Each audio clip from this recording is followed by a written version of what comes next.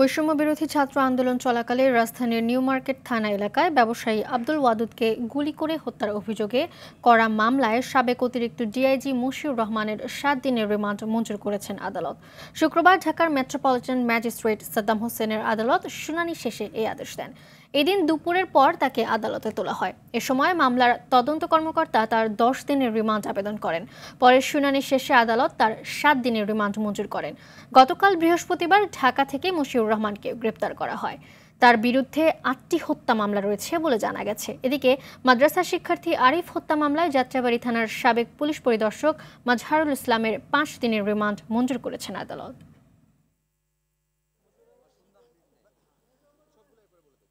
এত সংখ্যক গুলি কেন করলেন?